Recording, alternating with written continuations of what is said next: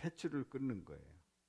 그러니까 어머니와 아이는 이제 그 엄마 뱃속에서 있을 때에 그 관계를 이제 끊는 거죠. 끊습니다. 그렇다고 끊어집니까? 여전히 그 아이는 엄마 젖을 먹고 또 엄마의 보살핌 속에서 자라납니다. 이제 돌 때가 되면 걷게 됩니다. 또 이유식을 하면서 엄마 젖을 떼고 그리고 이제 밥을 먹기 시작하고 하는 그 아이들. 그렇다고 그 아이들이 스스로 살아갈 수 있습니까? 아닙니다. 여전히 그 품속에 있고 보살핌 속에 있습니다. 학교에 들어갑니다. 작은 사회를 경험하면서 이제 학교 들어가면 다 컸다는 그런 느낌이 들지만 여전히 살펴야 하고 그리고 뒷바라지를 해야 합니다. 이제 어느덧 사춘기를 지나서 성인이 되었습니다. 이제 20살이 된 거예요. 성인식을 하면서 나는 이제 어른이 됐다. 부모의 결정 없이도 나 혼자 결정하는 일에 사회적인 인정을 받을 수 있다. 이런 성인이 되었습니다. 그렇다고 성인이 되었는데 성인이 되었다고 해서 그 자녀는 마음대로 독립해서 살아갈 수 있냐 말이죠. 아닙니다. 부모가 여전히 뒤를 대주고 또 그 대학을 보내고 또 직장 생활을 하는데 여전히 뒷바라지를 해주게 되지요. 이제 짝을 만나서 결혼을 합니다. 가정을 이루었습니다. 독립을 합니다. 독립을 했다고 하지만 독립을 한 겁니까? 여전히 그 부모님의 후원이 있어야 하고 그 그늘 아래 있는 것을 보게 됩니다. 결국 부모와 자녀는 끊을래야 끊을 수 없는 관계입니다. 끊을래야 끊을 수 없는 관계예요. 자, 이런 관계에서 우리에게 도대체 뭘 말씀하실까요? 오늘 이 본문을 통해서 함께 은혜를 나누고자 합니다. 오늘 이 본문은 부모가 자녀에게, 자녀가 부모에게 어떻게 해야 되는지를 말씀하고 있습니다. 그래서 에베소서 6장 1절부터 있는 말씀에 보면은 자녀들아 주 안에서 너희 부모에게 순종하라 이것이 옳으니라. 우리 다 같이요. 내 아버지와 어머니를 공경하라 이것은 약속이 있는 첫 계명이니 이로써 내가 잘되고 땅에서 장수하리라. 아니 자녀들에게 왜 순종하라고 할까요? 이게 왜 옳다고 할까요? 그런 질문을 한번 던져보지 않겠어요? 그리고 약속이 있는 첫 계명은 또 뭘 말할까요? 우리는 항상 말씀을 보면서 왜 이렇게 말씀하셨을까? 이게 왜 어떤 의미일까? 의심한다는 그런 뜻에서 질문을 던지는 게 아니라 무엇을 말하는가? 거기에서 우리에게 뭘 알려주시려고 하시는가? 이런 질문을 던져보는 거지요. 뿐만 아니라 4절에 보면 이렇게도 말씀합니다. 아비들에게 말씀합니다. 다시그래서 부모들에게 너희 자녀를 노엽게 하지 말라는 거예요. 오직 주의 교훈과 훈계로 양육하라고 합니다. 아니 왜 자녀들을 노엽게 하지 말라고 할까? 아니 부모가 때로는 화가 나서 막 화풀이도 할 수도 있고 뭐 자식이 얻어맞을 수도 있지 뭐 이런 생각을 하게 되는데 왜 노엽게 하지 말라고 할까? 이런 질문도 던져보지요. 자, 이런 1절부터 4절에 있는 말씀을 통해서 왜 이렇게 말씀하셨을까 하는 그 내용을 가지고 이제 세 가지 질문을 던져봅니다. 첫 번째 질문은 부모와 자녀의 관계는 어떤 특징이 있는가를 보도록 합니다. 두 번째는 하나님은 가정을 어떻게 하시기를 원하실까? 하나님이 원하시는 그 가정은 어떤 가정일까 하는 거지요. 그리고 예수님은 가정을 위해서 도대체 어떤 일을 하셨을까요? 우리 예수님이 가정에 하신 일을 살펴보도록 합니다. 하나님께서 인간들을 하나님의 형상대로 창조하셨습니다. 하나님의 형상대로 창조하셨어요.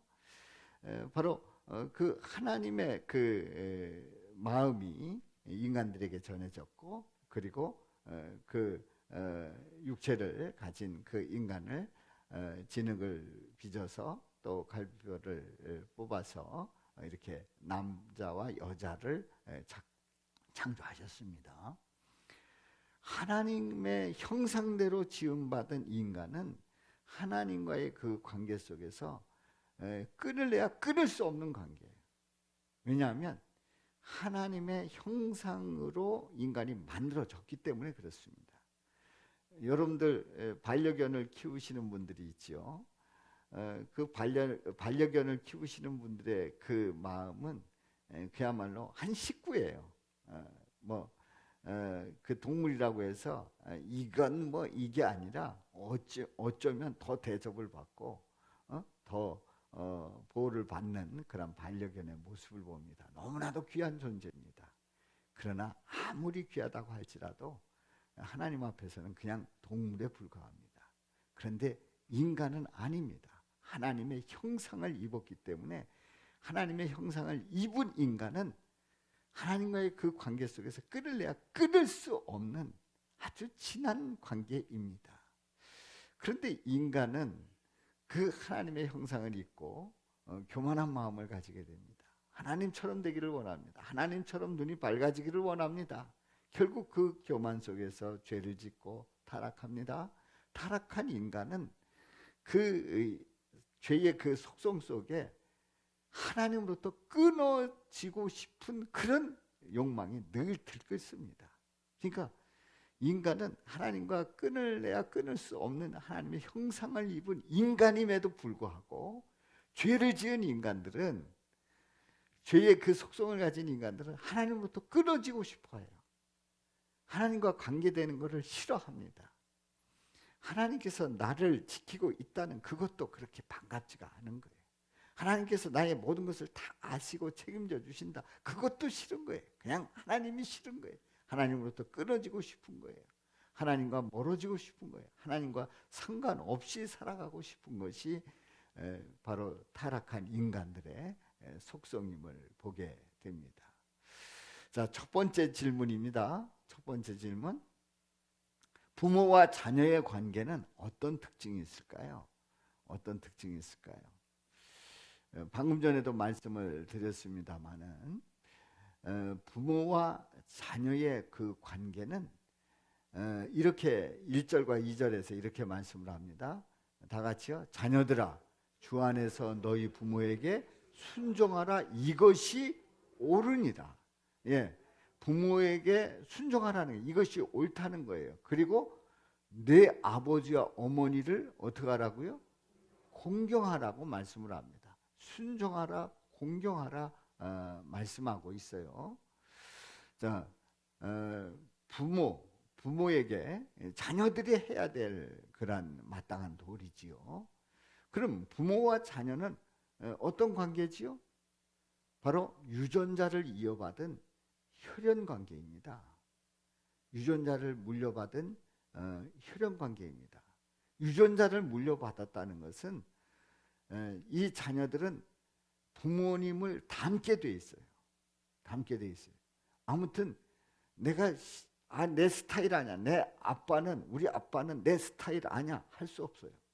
그 아빠를 닮을 수밖에 없습니다. 저는 우리 집에서 그렇게 닮고 싶은 스타일이 아니랍니다. 그거에 대해서 저는 인정할 수밖에 없습니다. 그리고 인정하면서도 기분은 나쁘지 않습니다. 그래 봐야 나 닮았어. 내 딸이야, 내 아들이야, 뭐 이렇게 얘기를 합니다마는, 어찌됐든 부모와 자녀는 유전자를 물려받은 혈연 관계예요. 이 관계는 끊을래야 끊을 수 없는 관계예요. 혹 부부가 살다가 이혼할 수도 있습니다. 그래서 남남이 될 수도 있습니다. 그런데 부모와 자녀는 때로는 호적을 파낼 수도 있어요. 때로는 내쫓을 수도 있어요. 때로는 평생 안 봐 할 수도 있어요. 그래도 누굽니까? 부모와 자녀예요. 끊을래야 끊을 수 없는 관계입니다. 도저히 끊을 수 없는 관계예요. 이런 이 관계에 대해서 우리 주님께서는 그 관계를 순종함으로 공경함으로 자신을 나타내라고 말씀을 합니다. 그래서 이렇게 말씀을 합니다. 부모와 자녀의 관계를 통해서 하나님의 자녀들의 관계를 말씀하고 싶어 하시는 거예요. 끊을래야 끊을 수 없는 부모의 관계를 보여주고 있는데요. 가정을 통해서 보여주고 있는데, 이 모습을 보면서 바로 우리는 하나님과 끊을 수 없는 관계라는 것을 확실하게 보여주고 있습니다. 아멘입니까? 우리는 이렇게 그냥 일반적으로 우리 눈으로 보는 이런 모습 속에서 살아갑니다. 이것을 신학적인 용어라고 그래야 그렇게 어려운 것도 아닙니다. 그냥 일반적으로 우리가 느낄 수 있는 이런 그 삶의 원리들을 보면 이걸 가지고 하나님께서 일반 계시하셨다고 그래요. 일반 계시. 그런데 이 일반 계시, 이런 이 부모와 자녀의 이 관계, 이건 세계 어떤 사람들은 다 느끼고 살아가는 거 아닙니까? 끊을래야 끊을 수 없다는 걸 알고 있지 않습니까? 그런데 이런 모습을 통해서 특별히 알리고 싶은 내용이 있어요. 그걸 가지고 특별 계시라고 해요. 특별 계시. 특별히 알려주고 싶은 거예요. 그게 뭐냐면 바로 하나님의 자녀들과의 그 관계 속에서 끊을래야 끊을 수 없는 관계다. 이걸 알려주고 싶으신 거예요. 아멘입니까? 일반 계시 속에서 뭘 보여주신다고요?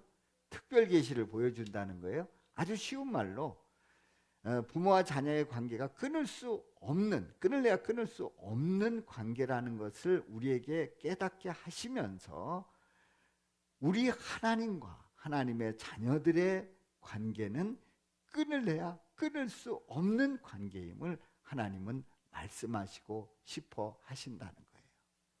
아멘이죠? 네. 그래서 우리는 하나님과의 관계는 끊을래야 끊을 수가 없는 관계다. 이것을 우리는 우리 가정을 통해서 깨닫게 되고요. 그래서 이렇게 말씀을 하고 있습니다. 로마서 8장 39절에 있는 말씀에 보면 다 같이요. 시작. 무품이나 기품이나 다른 어떤 피조물이라도 우리 주 그리스도 예수 안에 있는 하나님의 사랑에서 끊을 수 없습니다. 하나님의 사랑에서 끊을 수 없다. 그렇습니다. 우리 가정을 통해서 하나님은 하나님과의 관계를 끊을 수 없다는 사실을 아주 분명하게 보여주시는 줄로 믿습니다. 두 번째 질문이에요. 두 번째 질문. 하나님은 가정을 어떻게 하시기를 원하실까요? 가정을 통해서, 그렇다면 이 가정을 통해서 어떤 걸 보여주시고 싶을까요? 우리 하나님은요, 가정을 통해서 하나님을 보여주고 싶어 하세요. 누굴 보여주고 싶어 하신다고요? 하나님 아버지를 보여주고 싶어 하세요. 근데 하나님 아버지를 보여주고 싶어 하시는데 어디를 통해서요? 우리가 함께 살아가고 있는 그 가정을 통해서 하나님 아버지를 보여주고 싶어 하신다는 거지요. 그래서 성경에서 이렇게 말씀을 합니다. 자, 부모님께 순종하고 공경하라는 거예요. 이것은 약속 있는 첫 계명이니 이로써 내가 잘되고 땅에서 장수하리라. 약속 있는 계명이고, 그리고 잘되고 땅에서 장수하실 것에 대한 약속을 하고 있어요. 그러면 왜 약속 있는 첫 계명이라고 말씀하셨는가? 출애굽기 20장에 있는 10계명에 있는 말씀에 보면 제5계명이 내 부모를 공경하라는 계명입니다. 우리 다 같이 읽어봅니다. 시작. 내 부모를 공경하라. 그리하면 내 하나님 여호와가 내게 준 땅에서 내 생명이 길리라. 부모를 공경하면 하나님께서 주신 땅에서 내 생명이 길리라 말씀을 하고 있어요. 약속이 있다고 하는 것은 이런 얘기입니다. 1계명부터 4계명은 하나님과의 그 관계 속의 계명이에요. 6계명부터 10계명, 바로 10번째 계명까지는 인간과의 관계 속에서의 계명입니다. 그런데 인간과의 관계 속에서 첫 번째 계명이 뭐예요? 내 부모를 공경하라는 거예요. 내 부모를 공경하라는 거예요. 그리하면 하면서 약속을 하고 있습니다. 내 하나님 여호와가 내게 준 땅에서 내 생명이 어떻게 된다고요? 길리라. 약속을 하고 있어요. 아니 왜 계명을 그 말씀을 하시면서 우리 하나님은 약속을 덧붙일까? 그 계명을 지키면 이렇게 하겠다고 우리 하나님은 약속을 하실까? 그 약속 있는 그 첫 계명을 보여주시는데 그 이유가 뭘까 하는 얘기입니다. 그 이유는 다른 게 아닙니다. 우리가 내리사랑, 자녀들을 사랑하는 그 사랑은 우리는 하지 말라고 해도 사랑합니다. 얼마든지 사람이 아니라 동물을 통해서도 봐요. 동물을 통해서도 봐요. 사자가 그 들소의 새끼를 잡아먹으려고 달려듭니다. 그런데 어미소가 그 새끼를 보호하려고 사자에게 사정없이 달려듭니다. 사자가 분명히 소를 얼마든지 잡아먹을 수 있는 힘을 가졌음에도 불구하고 그 어미소가 달려들 때는 피하지 않으면 죽는 거예요. 실제로 사자가 그 어미소에 치여가지고 죽는 경우도 있습니다. 실제로 바치는 경우가 있단 말이지요. 이런 동물을 통해서도 그 모성애가 얼마나 강한지를, 그 어미의 마음이 얼마나 치열한지를 잘 나타내고 있습니다. 그러니까 내리사랑은 동물을 통해서도 뿐만 아니라 사람들은 이루 말할 수가 없습니다. 자녀를 사랑하는 그 마음이 지극하단 말이에요. 그런데 다시 거슬러 올라가면 자녀를 사랑하는 만큼 부모를 사랑하는가? 아닙니다. 누굴 보면 알 수 있냐면 바로 저를 보면 알 수 있어요. 우리 아이 셋을 키우면서 아이들에 대한 그 마음, 그 가졌던 그 마음은 부모를 향한 그 마음하고 비교를 해볼 때, 냉철하게 비교를 해볼 때 그래도 10분의 1 정도는 그래도 부모님은 생각하지 않았을까 생각을 했는데, 실제로 오늘 아침에 더 생각을 해봤더니 10분의 1도 안 되더라고요. 한 100분의 1도 안 되는 것 같아요. 그 자녀 셋을 키우면서 자녀에 대한 그 생각은 끊임없었는데 부모님에 대해서는 어떻게 하다 보면 전화도 못 드리고, 오히려 전화하셔서 요즘 어떻게 지내니? 예? 그렇게 해야 그때서 제가 전화한 지 조금 오래됐지요. 죄송합니다. 또 찾아뵙겠습니다. 한 달에 한 번은 찾아뵙겠습니다. 그래야 1년에 한 2번 찾아뵙고 말이죠. 어쩔 수가 없단 말이에요. 그런데 하나님은 이걸 아시고 부모님을 공경했을 때, 부모님께 순종하고 공경했을 때에 약속을 하고 계시는 거예요. 잘되고 장수하리다 하는 그 약속을 하시면서 부모님을 잘 섬기라고 말씀하고 있습니다. 그런데 놀라운 사실은 이 부모님을 섬기는 이 마음은 어떤 마음인가? 이 마음은 곧 아버지 하나님을 향한 그 마음을 가지라는 사인이기도 합니다. 부모님을 잘 섬기는 그 섬김 속에서 누구를 바라보라고요? 하나님 아버지를 바라보고 하나님 아버지를 섬기라고 하는 그런 사인도 우리에게 들려주고 있는 거지요. 아멘입니까? 우리 하나님 아버지께서 우리를 향한 그 사랑은 지극하고 이루 말할 수 없는데, 예수 그리스도를 이 땅에 보내시면서까지 우리를 그렇게 사랑했는데 우리는 하나님에 대한 그 사랑이 그렇지를 못하다는 거예요. 우리 부모님을 섬기는 것처럼 우리들도 그 부모님을 섬기는 것처럼 하나님 아버지를 바라보면서 아버지를 섬길 때 우리 하나님 아버지께서 우리를 복되게 하시고 형통케 하시고 넘치게 하시는 은혜를 부어주시겠다고 약속하고 있다는 사실을 우리는 이 5계명을 통해서 깨닫게 됩니다. 아멘입니까? 그렇습니다. 우리는 부모님을 섬기는 그 섬김 속에 하나님 아버지를 섬기는 그 마음을 다시 한번 확인해 보면서 또 부모님들에게 이렇게 말씀하고 있어요. 4절에 있는 말씀에 보면 우리 다 같이 읽어봅니다. 시작. 또 아비들아 너희 자녀를 노엽게 하지 말고 오직 주의 교훈과 훈계로 양육하라. 아니 아비들아 너희 자녀를 노엽게 하지 말고, 왜 노엽게 하지 말라고 하는가? 그 아이들의 감정이 있고 그 아이들의 인격체를 존중하고 그리고 그 아이들이 상처를 받았을 때 그 마음이 찢겨지고 그래서 그 상처 때문에 그 삶이 어려워지고 하는 그런 이유 때문인가 하는 생각을 하게 되지요. 그런데요, 이런 게 있습니다.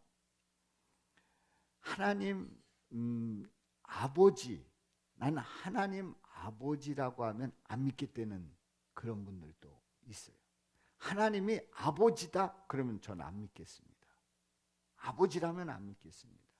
그래서 실제로 그 상담을 하면서 치유사역을 하면서 이렇게 고백하는 그런 이야기를 들어보면 하나님이 아버지라면 저는 안 믿겠습니다. 왜 그러냐고 확인해 봤더니 아버지라면 아주 질색이라는 거예요. 너무 싫다는 거예요. 그리고 아버지 하면은 아무튼 귀에서 윙윙거린대요. 뭐가 윙윙거리냐 했더니 잔소리가 윙윙거린다는 거예요. 그렇게 잔소리 하시는 그 아버지 때문에 상처도 있고 늘 챙겨나시고 늘 야단치시고 했던 그게 마음의 상처가 돼서 하나님 아버지가 나오질 않는다는 거예요. 그래서 그분은 교회 광고 시간만 되면 귀를 막고 있대요. 근데 그 목사님은 광고가 엄청 길대요. 설교만큼 길대요. 그래가지고 광고 시간만 되면 너무너무 싫대요. 왜 싫으냐 했더니 아버지가 자꾸 생각난다는 거예요. 사랑하는 성도 여러분, 자녀들 마음속에 노여움이 있게 되면 바로 육신의 아버지에 대한 그 노여움이 하나님 아버지에 대한 이미지가 깨지는 거예요. 하나님 아버지에 대한 이미지가 깨지는 거예요. 그래서 하나님 아버지 그러면 너무 싫은 거예요. 제가 어느 때 힘들고 어려울 때 또 뭐 그 전에 저쪽에서 성전 짓고 할 때 굉장히 그 어렵고 하는 그때에 제가 기도하는데 기도를 오랫동안 이제 하면서 그 제가 부르짖고 있었어요. 뭐라고 기도를 했냐면 아버지, 아버지, 아버지, 아버지. 그냥 뭐 기도하다가 다 앞뒤 다 자르고 그냥 아버지만 부르는 거예요. 아버지, 아버지 하고 제가 1시간, 2시간 그렇게 기도하고 있더라고요. 아버지, 아버지. 그래서 저도 깜짝 놀랐어요. 야, 내가 아버지를 이렇게 부르고 기도를 했네. 그러고 이제 돌아봤는데요.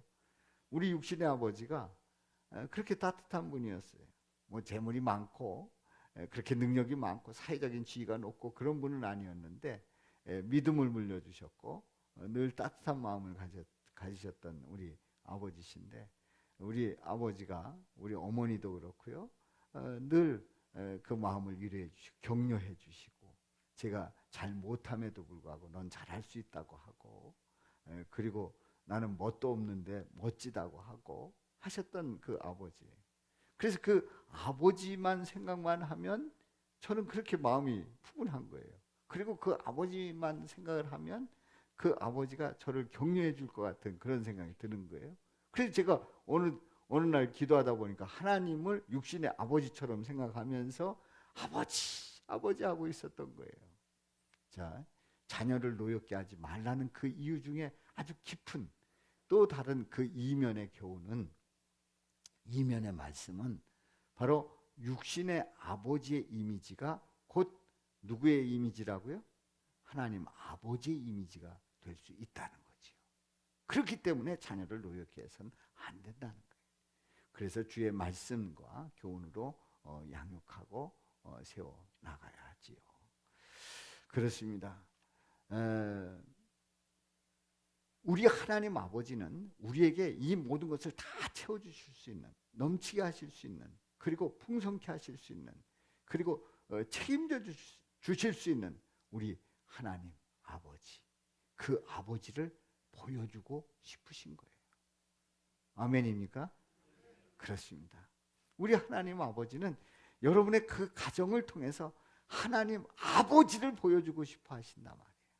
그래서 그 가정을 통해서 하나님의 그 임재를 고백하고 그 사랑을 고백할 수 있는 복된 가정들이 되시기를 주님의 이름으로 축원합니다. 세 번째 질문입니다. 그럼 예수님은 가정을 위해서 무엇을 하셨을까요? 우리 가정들의 문제에 그 뿌리를 쫙 캐고 들어가 보면, 알고 보면, 그 뿌리를 캐서 딱 들여다보면 뭐라고요? 제가 처음에 설교할 때 에덴 동산에 가서 하는 얘기, 죄예요. 가정의 문제의 그 뿌리는 결국은 죄예요. 죄예요. 바로 그 죄는 우리들을 자꾸 하나님부터 멀어지게 합니다. 끊어지게 합니다. 하나님의 교훈과 상관없이 살아가게 하려고 합니다. 그리고 부모와 자녀의 관계를 끊으려고 하고 부부 사이를 끊게 만들고 또 자녀 사이를 끊게 만들고 원수치게 만듭니다. 욕하게 만듭니다. 그리고 벽을 쌓게 만듭니다. 그리고 서로 너가 잘못했다라고 지적하게 만듭니다. 그걸 들여다보면 죄란 말이죠.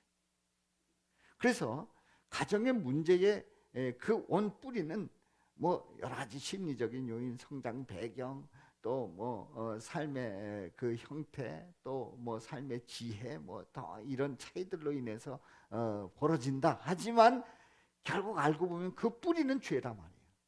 그런데 바로 이 죄의 문제를 해결해 주신 분이 우리 예수님이십니다. 예수님께서 십자가에서 말할 수 없는 그 고난을 받으시고 피를 흘려주심으로 그 죄를 사해 주셨어요. 그래서 그 예수님을 믿기만 하면 그 죄가 사함받는 놀라운 축복을 누리게 된 거지요. 그래서 우리가 가정에서 힘들고 어려울 때 결국은 누굴 붙잡아야 돼요?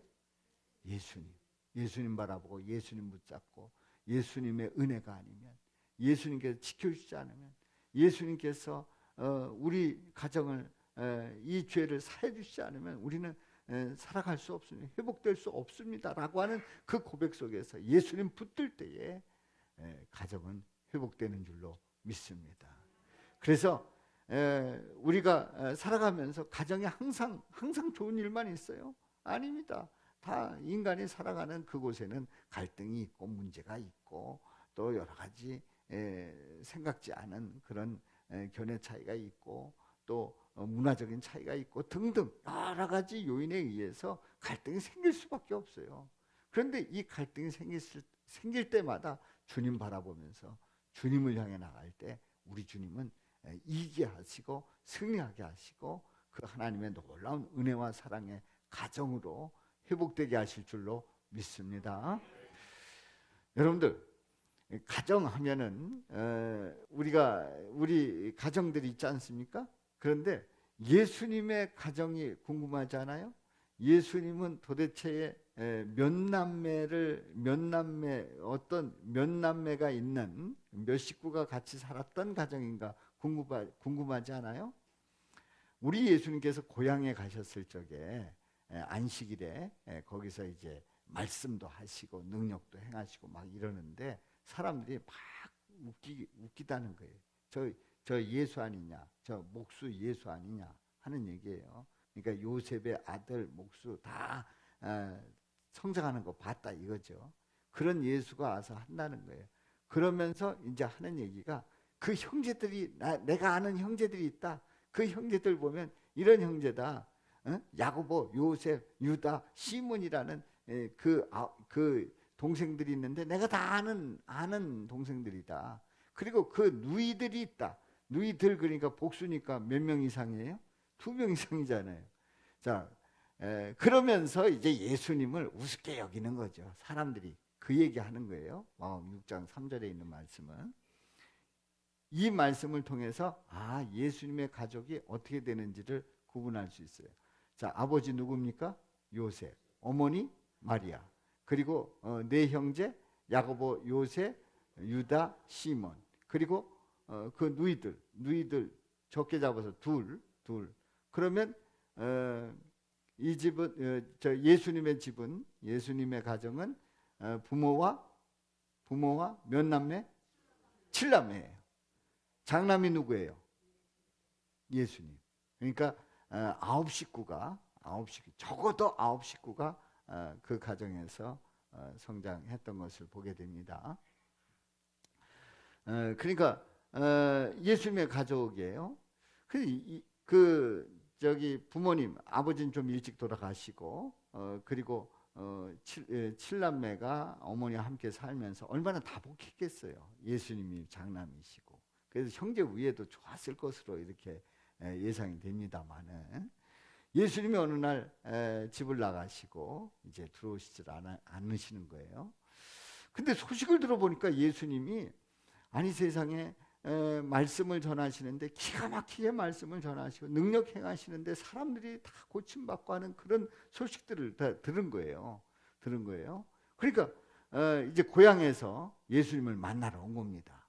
소위 말해서 어떤 예수님? 출세하신 예수님, 유명한 예수님, 바로 유명해진 아들, 유명해진 형님과 오빠 만나기 위해서 이제 예수님을 찾아왔습니다.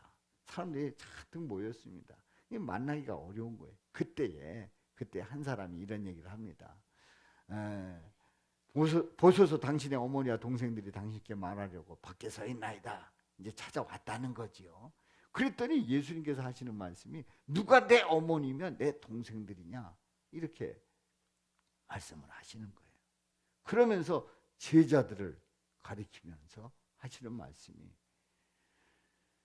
나의 어머니와 나의 동생들을 보라. 누구든지 하늘에 계신 내 아버지의 뜻대로 하는 자가 내 형제요 자매요 어머니이니라. 이렇게 말씀하시는 거예요. 그러면 도대체 예수님은 이렇게 어머니가 찾아왔고 그 동생들이 찾아왔는데 다 좀 접어두고 잠시 만나고 그리고 허그도 하고 그동안 잘 있었냐 그러고 뭐 용돈 좀 드리고 뭐 이러면 좋을 텐데 누가 내 어머니면 내 동생들이냐 하면서 제자들을 보고 내 어머니고 나의 동생들을 보라 말씀한단 말이죠. 이걸 보고 세상 말로 뭐 한다고 그래요? 뭐 2부 예배 얘기 때 이렇게 해보니까 뭐 생으로 시작하는 그 단어가 있다고 그래요. 하여튼 아주 그 가족을 그냥 돌아보지도 않는 거예요. 자, 이때에 도대체 이게 뭐냐 말이에요. 여기서 우리는 예수님께서 뭘 말씀하시는지를 우리가 깨닫지 않으면 이 말씀 보면 시험 들 수밖에 없어요. 자, 우리 예수님은요 분명히 7남매의 부모님, 그래서 9식구가 나사렛에서 살았습니다. 그게 그 예수님의 가족이고 그 가정이에요. 그런데 예수님은 사람들에게 이제 복음을 전하시면서 가족의 개념이 확대됐다는 사실을 알려주고 있어요.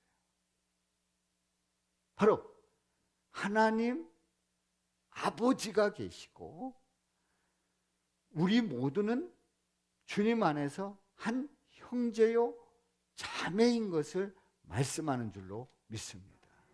그러니까 가족의 개념이 혈연 관계에서 하나님 아버지를 모신 믿음의 관계 속에서 확대되고 있다고 하는 사실을 가르쳐주고 있다는 사실이죠.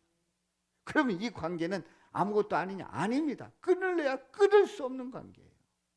자, 부모와 자녀의 관계는 어떤 관계라고요? 예, 부모와 자녀의 관계는 끊으려고 해도 끊을 수 없는 아주 끈끈한 관계예요. 자, 더 나아가서 하나님 아버지와 하나님의 자녀들의 관계는 예수님을 믿음으로 이어진 끊을래야 끊을 수 없는 관계인 줄로 믿습니다. 아멘. 이걸 말씀하시고 싶은 거예요. 만약에 아니다, 끊어내도 되는 별 볼 일 없는 관계다, 아닙니다. 그렇다면 예수님 안 믿은 거예요. 예수님 분명히 믿으면 우리 모두는 끊을래야 끊을 수 없는 아주 중요한 관계라는 거죠. 가족의 관계가 아주 중요한 것처럼 우리 믿음 안에서 우리의 관계는 더욱 중요하다는 사실을 분명히 알려주고 계시는 것이 오늘 말씀의 아주 중요한 이면의 강조점임을 꼭 깨달으시기를 주님의 이름으로 축원합니다. 하나님 아버지는 인간들이 도대체 그 관계를 끊으려고 하고 멀어지려고 할 때에 예수님을 보내주셔서 피를 흘리게 하시고 그리고 다시 끊을 수 없는 관계로 이어주시는 놀라운 일을 하십니다. 오늘 말씀을 보면서 에베소 교회의 성도들은 참으로 복 있는 성도들이에요. 왜냐하면 에베소 교회 성도들은 그냥 그 뭐 이렇게 믿음 생활하고 이렇게 하면 되는 것인 줄 알았는데 그 정도가 아니라 부모님을 잘 공경하고 섬길 때에 우리 주님께서 주시는 축복이 어떤 건지, 그리고 그것뿐만 아니라 우리는 믿음 안에서 얼마나 중요한 관계인지를 깨닫게 된 이 에베소 교회는 참으로 복된 성도인 줄로 믿습니다. 현대인들은요, 그 효도하는 거 모르는 줄 아십니까? 아닙니다. 효도의 중요성을 너무나도 잘 압니다. 그래서 효도하면 복 받는다는 사실도 나름대로 정리해서 알고 있습니다. 그래서 그 잘 섬겨야 된다는 생각을 가지고 있지요. 그런데 우리는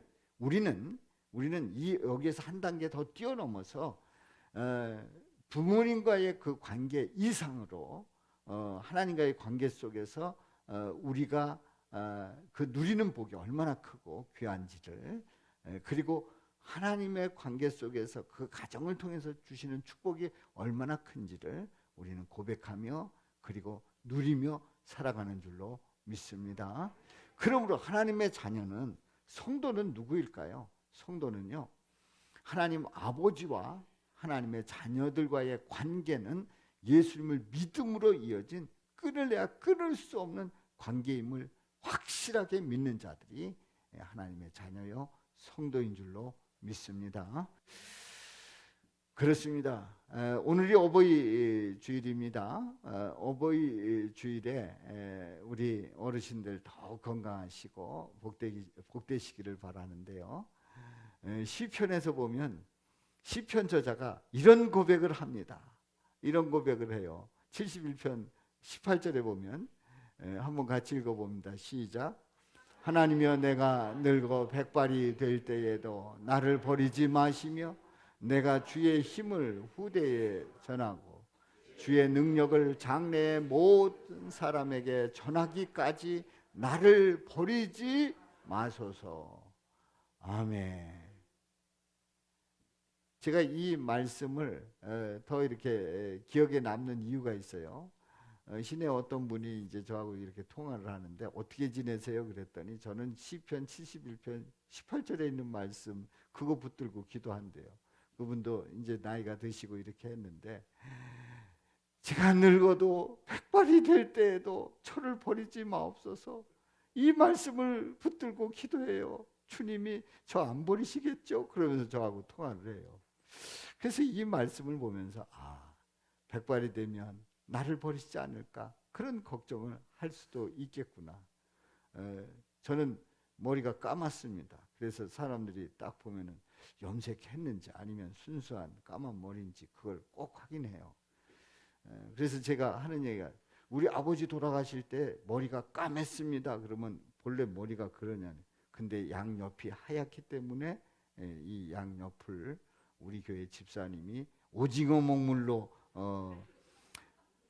물을 들여 주십니다. 그래서 제 머리는 까맣습니다. 그러니까 제가 하는 얘기가 뭐예요? 이렇게 염색 안 해도 머리가 어떻다고요? 이 가운데 머리는 까맣다는 걸 강조하는 거예요. 그래도 별 볼 일 없어요. 나이 들면 다 쉬게 되고 더 쉬어가는 그 영역이 넓어지는 거예요. 그런데요. 백발이 되어도 우리 하나님은 우리를 버리지 아니하신다고요. 71편 18절에서 우리에게 말씀하고 있어요. 어르신들이요. 나이가 점점 들어가면서 그 인생의 연수를 더해갈 때에 또 몸이 약해질 때에 백발이 되어갈 때 그런 모습 보면서 마음이 처지지 않습니까? 걱정하지 마십시오. 우리 하나님은 버리지 아니하시고 사랑하시고 더욱 강건케 하시고 힘을 주실 줄로 믿습니다. 머리는 백발이어도 그 심령은 더 까매지고 하늘나라에서 더욱 멋진 모습으로 우리 주님께서 사랑해 주시는 줄로 믿습니다. 우리 젊은 세대요. 제가 부탁하는 말씀이 있습니다. 어르신들이 항상 하시는 말씀이 딱 젊은이들을 보면서 부러워 이렇게 하실 때 그때 하시는 속 말씀이 있어요. 뭐냐면 나 젊었을 때 너였고 너 늙어서 나 된다. 그 말씀을 하신단 말이지요. 이거 우리도 때가 되면 다 늙어가고 그리고 주님 앞에 가게 된단 말이에요. 그래서 우리는 이 젊었을 때에 열심히 주 섬기고 또 가정에서 아름다운 그런 삶을 누리고 또 하나님께서 주시는 그 축복 누리며 멋지게 살아갈 수 있기를 주님의 이름으로 축원합니다. 어르신들 효도하면서 말이지요. 요즘 아파트 이름이 막 무슨 뭐 월드 메르디앙 뭐 등등 해가지고 뭐 혀가 꼬부라지지도 않는 그런 그 아파트 이름을 짓다가 요즘 다시 쉽게 진대요. 조금 쉽게 진대. 그 이유가 뭔지 아세요? 모르니까 누굴 데리고 오더래요? 신의를 데리고 오더라는 거예요. 신의를 데리고 와가지고 아주 머리 복잡하게 만들더래요. 그래 차라리 아파트 이름을 어떻게 하자? 쉽게 짓자. 그래야 시어머니 혼자 온다 이거죠. 제 이런 얘기가 왜 있겠습니까?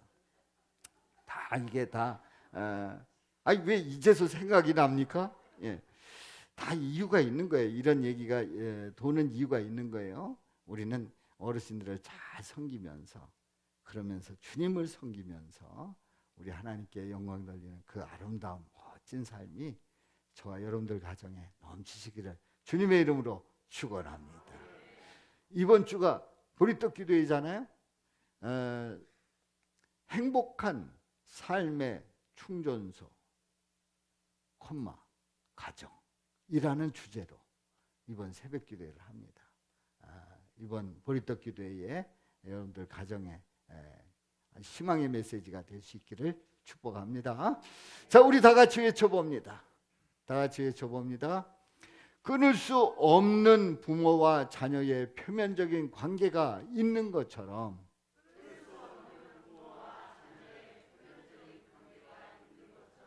끊을 수 없는 하나님 아버지와 이면적인 확실한 관계가 있다.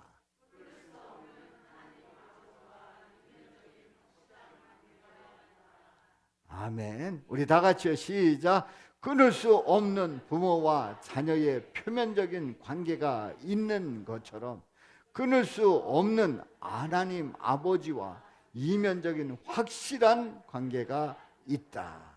아멘. 기도합니다. 아버지 하나님, 우리는 우리